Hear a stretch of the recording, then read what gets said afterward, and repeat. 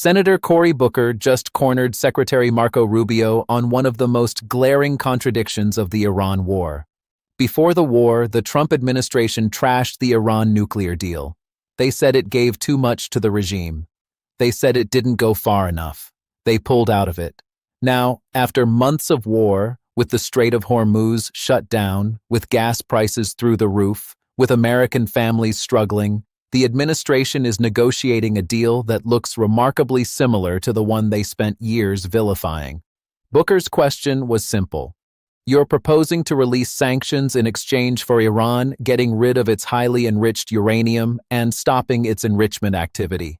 That was the exact deal that you and President Trump vilified President Obama for making. What changed? The revenue that you're proposing that they should receive by releasing all of their highly enriched uranium, as well as in making a commitment about their enrichment capacities. Yeah. Hold on. And that was the exact deal that you guys vilified, that the president and you vilified President Obama from having. Rubio's answer was a mix of policy and deflection. He talked about blockades and oil revenues and seized vessels. He said Iran is losing hundreds of millions of dollars a day. Their economy is far worse than it was 6 months ago. They have hyperinflation. Their currency is completely devalued. They have no navy left. They've lost a substantial percentage of their missile launchers. But Booker wasn't buying it. I don't know where you're getting this perception that Iran is stronger. Iran has no navy left. They've lost a substantial percentage of their defense industrial base. That Iran has lost a substantial percentage of their missile launchers. And their economy is far worse today, and I mean far worse today, than it was 6 to 9 months ago. He pointed out that before the war, the Iranians were already under pressure. Street protests were happening. Their economy was struggling. And now, after all the blood and treasure, we are scrambling to get back to something like the deal we destroyed. Rubio said, no one is begging. Booker said the American people see how we're losing at the pump. The president tweets every day that we've obliterated them. But the war is not over, and we are still spending billions of dollars a week. Let's watch. The Strait of Hormuz, I was listening to their conversations you had with some of my colleagues. We've now seen the Strait closed for months, and you explained that we're going to see an opening of the Strait, and ultimately the exchange we will get for that is after that fact we will release certain sanctions. Is that correct? No, that's not what I said. What I said was that if they open the Straits, we will lift our blockade. The Straits and the blockade are what are interrelated. And so for the nuclear program, in exchange for getting rid of the fissile material out of country, I imagine, is what the highly enriched uranium, we would release sanctions. Is that correct? Well, it's not just that. It's also their enrichment activity. They would have to, they would have to make very severe and significant concessions on what they intend to enrich in the future. And already with the March relaxing of sanctions, allowing Iranians to sell oil to the Chinese, estimates have been between $10 and $50 billion they got from that relaxing of sanctions.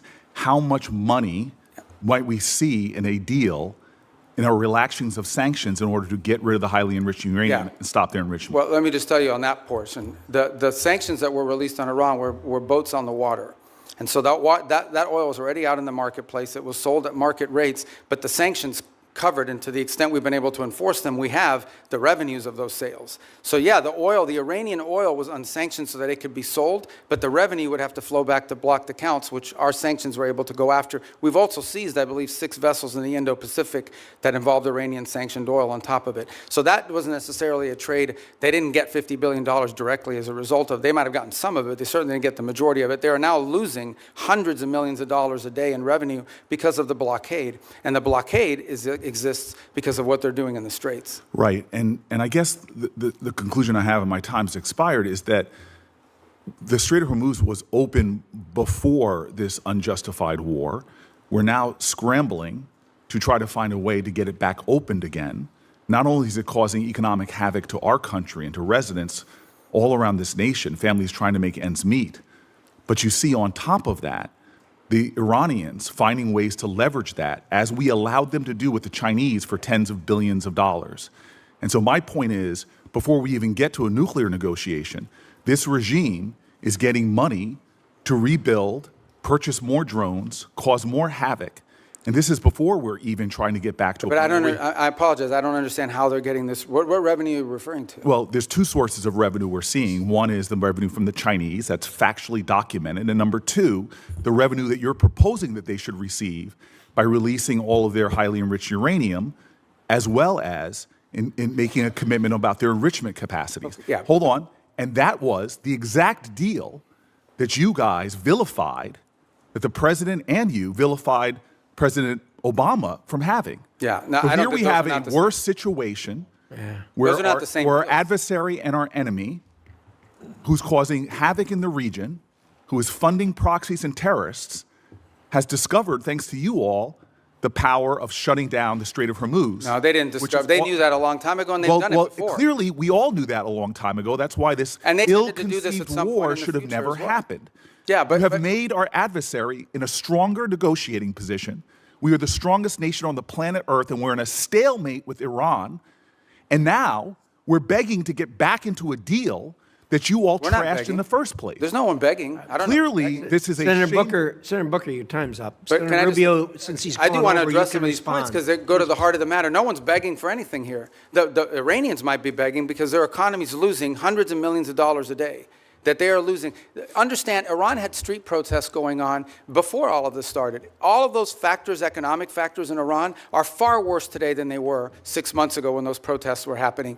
They have hyperinflation. Their currency's completely devalued. They're struggling to make payroll for their government workers. Iran is in a very serious situation. And if it was up to the political class there, and I understand everybody there is sort of radical in some way, but if it was up to the people that actually go to elections and wear the suits and you see on TV, they'd probably make a deal tomorrow. It's the issue they're facing is that the supreme leader and the IRGC Corps are a little bit more immune from those pressures until they can be convinced otherwise. And I think that's the direction that they're moving in, because the reality, I don't know where you're getting this perception that Iran is stronger. Iran has no navy left. They've lost a substantial percentage of their defense industrial base. That Iran has lost a substantial percentage of their missile launchers. And their economy is far worse today, and I mean far worse today, than it was 6 to 9 months ago. And they are looking at hundreds of billions of dollars of reconstruction costs just to get to where they were 6 months ago. Mr. Rubio, you keep telling us how we're winning this war. The president keeps saying, well, the war's over completely now. Annihilated. The war is not over. And yet the American people see how we're losing at the pump and with their costs, and yet this thing still hasn't been resolved. Every day he tweets out, oh, we've obliterated them, we've annihilated them, they're going to surrender. But yet we still find ourselves spending billions of dollars a week Senator on Booker, war abroad. You've gone way over. And It would be nice if we had hearings where people Thank had to you, be held Senator accountable. Booker. Senator Scott. All right. Senator Cory Booker exposed the administration's hypocrisy by asking Secretary Marco Rubio, after trashing the Iran nuclear deal as a giveaway and pulling out, then months of war, why are they now negotiating a nearly identical deal? Rubio's defense is twofold. First, he argues that Iran is losing badly. They have no navy left. They've lost a substantial percentage of their defense industrial base and their missile launchers. Their economy is in shambles. Hyperinflation, devalued currency. They can't make payroll for government workers. They are losing hundreds of millions of dollars a day. Second, he argues that the administration is not begging. The Iranians might be begging. The political class there would probably make a deal tomorrow. The problem is the supreme leader and the IRGC. But Booker's counter-argument cuts through both defenses. If Iran is losing so badly, why are we the ones scrambling to reopen the Strait of Hormuz? Why are we the ones negotiating to release sanctions? Why are we the ones who look like we're in a stalemate with a country that supposedly has no navy left? And if the administration is not begging, why are they pursuing a deal that they spent years vilifying? The historical context is crucial. The Iran nuclear deal, formerly known as the Joint Comprehensive Plan of Action, was signed in 2015. It limited Iran's enrichment activity in exchange for sanctions relief. The Trump administration pulled out of it in 2018, calling it the worst deal ever. Now, after a war that has cost billions of dollars and countless lives, the administration is pursuing a deal that requires Iran to get rid of its highly enriched uranium and stop its enrichment activity. That is not a new deal. That is the old deal with a different name. Booker points out that before the war, the Iranians were already under pressure. Street protests were happening. Their economy was struggling. The administration could have pursued a diplomatic solution then. Instead, they chose war. And now, after all the destruction, they are back at the negotiating table, offering sanctions relief in exchange for nuclear concessions. The only difference is that now the Iranians have discovered the power of shutting down the Strait of Hormuz. They have leverage they did not have before. The administration has made them stronger. Rubio's response to this accusation is telling. He says the Iranians knew about the power of shutting down the strait a long time ago. That is true. But knowing about a weapon and using it are different things. Before the war, the Iranians did not shut down the strait because they feared the consequences. Now, after months of war, they have calculated that the consequences are worth it. The administration's military campaign has not deterred them. It has emboldened them. Booker's closing argument is the most devastating part of the exchange. He says the president tweets every day that we've obliterated them, that we've annihilated them, that they're going to surrender. But the war is not over. The American people see how we're losing at the pump. We are still spending billions of dollars a week.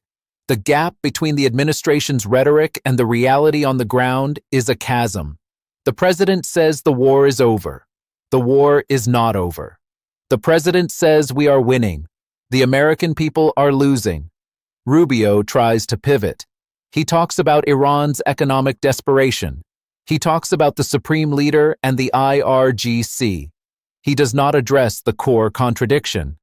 If the administration's policy has been so successful, why are they negotiating from a position of apparent weakness? Why are they offering sanctions relief for concessions that they could have demanded before the war? Why is the Strait of Hormuz still closed? Rubio has no answer. Because there is no good answer. The underlying issue here is not about Iran. It is about the cost of war. The administration chose a military solution over a diplomatic one. That choice has cost billions of dollars, disrupted global shipping, driven up gas prices, and put American families under financial strain. And now, after all of that, the administration is back at the negotiating table, pursuing a deal that looks remarkably similar to the one they destroyed. The only difference is that now the Iranians have more leverage, not less. The administration has not weakened them. It has handed them a bargaining chip. Booker's frustration is palpable. He came to this hearing hoping for answers. He got talking points. He got a lecture about Iran's economic woes. He got a denial that the administration is begging. What he did not get was an explanation for why the American people are paying the price for a war that has not achieved its objectives. The Strait of Hormuz is still closed. Gas prices are still high. The war is not over. And the administration is pursuing a deal that looks exactly like the one they spent years trashing. That is not a success. That is a disaster.